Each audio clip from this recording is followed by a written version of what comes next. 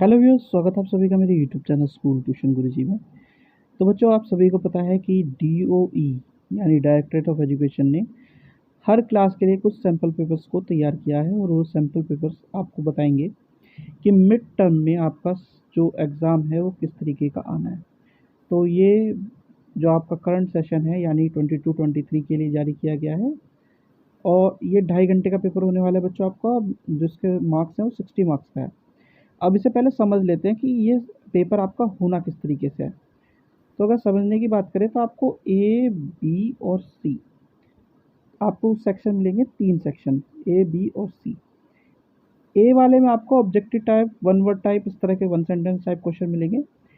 B वाले की अगर बात करें बच्चों, तो बी वाले में शॉर्ट और लॉन्ग आंसर टाइप क्वेश्चन मिलेंगे और सी वाले में आपको कंपनसेंसी बेस, यानी कि आप किस तरह के आंसर दे सकते हैं, आपकी योग्यता के हिसाब से उस तरह के आपको आंसर देखने को मिलेंगे बच्चों। तो चलिए इसी तरह के एक पेपर का सॉल्यूशन करते हैं। ठीक है, आपको ये पार्ट वाइज मिलेगा। पहले आज हम करेंगे पार्ट ए को। चलिए, तो पार्ट ए को देखते हैं बच्चों। पार्ट ए में आपको जो है पहला जो प्रश्न मिल रहा है वो आपको मिल रहा है पूरा पूरा, जो अलग अलग पार्ट्स को जोड़ते हुए बनाया गया है। इसके टोटल 12 पार्ट है बच्चों। ठीक है, ये 12 नंबर का आपका पेपर है, यानी कि इस वाले पार्ट में आपको छोटे छोटे मिला करके 12 क्वेश्चन दिए हुए हैं। हर क्वेश्चन 1 नंबर का है और 12 आपके नंबर हैं। तो चलिए इन्हें सॉल्व करने की कोशिश करते हैं। सबसे पहला क्वेश्चन है आपका बच्चों, भोजन का कौन सा घटक शरीर को ऊर्जा प्रदान करता है? Which component of food provides energy to the body? तो अगर बात करें एनर्जी प्रोवाइड करने की, तो एनर्जी 2 ही कंपोनेंट प्रोवाइड करते हैं बच्चों। एक है आपका कार्बोहाइड्रेट और दूसरा है आपका बच्चों फैट या वसा। और इसमें भी अगर बात करें, मेन जो प्रोवाइड करता है हमारे शरीर को, सबसे मेन कंपोनेंट या घटक जो एनर्जी प्रोवाइड करता है वो है बच्चों कार्बोहाइड्रेट, क्योंकि ज़्यादातर ऊर्जा जो हमें मिलती है वो इसी के थ्रू मिलती है, कार्बोहाइड्रेट से मिलती है, जो हम रोटी वगैरह खाते हैं उससे बच्चों। ठीक है, चलिए अगला प्रश्न देखते हैं अब। अगला प्रश्न है, उस वस्तु को क्या कहते हैं जो अपना प्रकाश उत्सर्जित करती है? What is the name given to the object which emits its own light?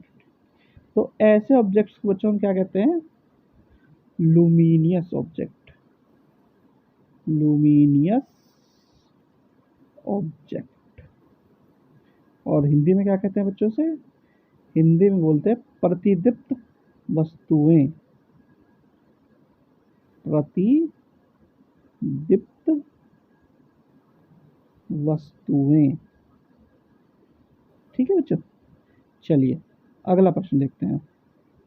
अच्छा, अगला प्रश्न है आपका, विद्युत सेल में कितने टर्मिनल होते हैं? How many terminals does an electric cell have?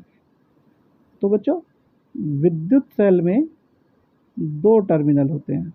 ठीक है, अगर पहले की बात करें तो पहला होता है पॉजिटिव, दूसरा होता है नेगेटिव, जिसे हम हिंदी में क्या कहते हैं? धनात्मक, और दूसरे को कहते हैं हम ऋणात्मक टर्मिनल। ठीक है बच्चों, चलिए अगला प्रश्न देखते हैं। अगला प्रश्न है आपका चौथा प्रश्न, पहले का चौथा भाग। विटामिन सी की कमी से डैश नामक रोग होता है। Deficiency of vitamin C causes a disease known as dash.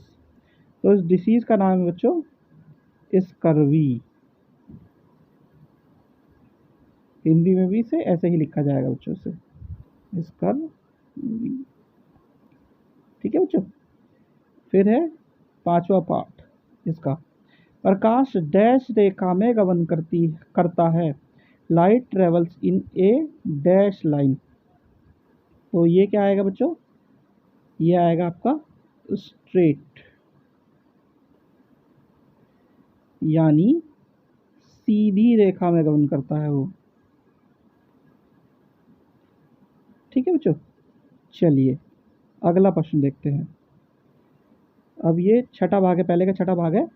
सुचालक और कुचालक में प्रत्येक का एक एक उदाहरण दीजिए। Give an example each of conductor and insulator.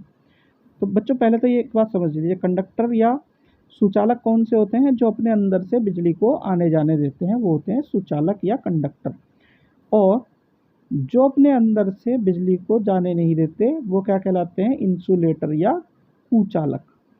तो इसका उदाहरण जो है आपको क्या दे सकते हैं आप बच्चों? सबसे पहले बात करते हैं हम सुचालक या कंडक्टर की, ठीक है। इसका उदाहरण क्या हो सकता है? इसका उदाहरण हो सकता है आपका लोहा या आयरन, ठीक है बच्चों, लोहा या आयरन हो सकता है। ग्रेफाइट हो सकता है, जो कि आपकी पेंसिल की लीड में मिलता है वो वाला ग्रेफाइट, और कॉपर हो सकता है, ठीक है बच्चों। अब इंसुलेटर या कुचालक कौन से हो सकते हैं बच्चों? जैसे कागज या आपका पेपर हो गया, लकड़ी या वुड हो गया आपका, फिर प्लास्टिक हो गया आपका, ठीक है बच्चों। तो ये कुछ उदाहरण है आपके सुचालक और कुचालक के, या कंडक्टर और इंसुलेटर के। चलिए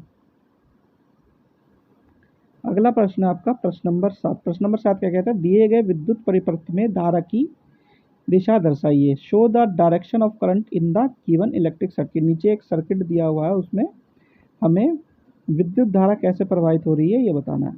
तो बच्चों आप सभी को पता है कि विद्युत धारा कैसे प्रवाहित होती है? प्लस से माइनस की तरफ। तो यहाँ पे भी क्या होगा? ये विद्युत धारा ऐसे प्रवाहित हो रही है, ठीक है बच्चों, यानी ये यहाँ से ऐसे चल रही है इस तरीके से, ठीक है। चलिए अगला प्रश्न देखते हैं। अगला प्रश्न आपका 8वां भाग इस प्रश्न का। ये क्या कहता है? अच्छी दृष्टि बनाए रखने के लिए कौन सा विटामिन आवश्यक है? Which vitamin is required for maintaining good I site. तो इस विटामिन का नाम है बच्चों विटामिन ए। विटामिन ए की आवश्यकता होती है अच्छी दृष्टि बनाने के लिए, ठीक है बच्चों। फिर है 9वां भाग। कभी भी सूर्य की ओर सीधी नंगी आंखों से नहीं देखना चाहिए। Never ever look directly at the sun. तो ये बात सही है, हमें ऐसे नहीं देखना चाहिए, ठीक है। फिर है 10वां भाग। छाया केवल डैश पर प्राप्त होती है। तो छाया केवल डैश पर कब प्राप्त होती है बच्चों? जब कोई उसके आगे स्क्रीन उपलब्ध हो, ठीक है। A shadow is obtain only on screen, अगर प्रेजेंट हो तब होती है। वैसे क्या चाहिए हमें? एक तो लाइट होनी चाहिए उस टाइम पे, दूसरा वो अपारदर्शी या ओपेक ऑब्जेक्ट होना चाहिए, तीसरा क्या है बच्चों? स्क्रीन प्रेजेंट होनी चाहिए, तब इस तरह का हो सकता है। अच्छा अब अगला भाग देखते हैं बच्चों। इसमें अगला भाग है आपका जो 11वां भाग है। एक विद्युत सेल विद्युत कहाँ से उत्पन्न करता है? From where does an electric cell produce electricity.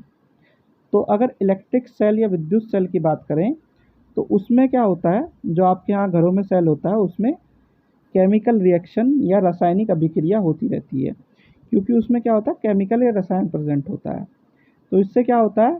उसके अंदर कुछ ऊर्जा बनती रहती है। तो होता क्या है कि रासायनिक ऊर्जा विद्युत ऊर्जा में रूपांतरित हो जाती है, या ये कहें chemical energy change to electrical energy, ऐसा होता है। तो इससे क्या समझ में आता है बच्चों में कि एक विद्युत सेल विद्युत कहाँ से प्राप्त उत्पन्न करता है? तो एक विद्युत सेल रासायनिक अभिक्रिया द्वारा विद्युत को उत्पन्न करता है। From where does an electric cell produce electricity? The electric cell produce its electricity by the way of chemical reaction, ठीक है बच्चों। फिर अंतिम है इसका, यानी कि 12वां भाग है इसका। वो क्या कहता है बच्चों? शरीर के लिए संतुलित आहार में विभिन्न प्रकार के खाद्य पदार्थ होने चाहिए। क्या कह रहा है? Balance diet for the body should contain a variety of food items.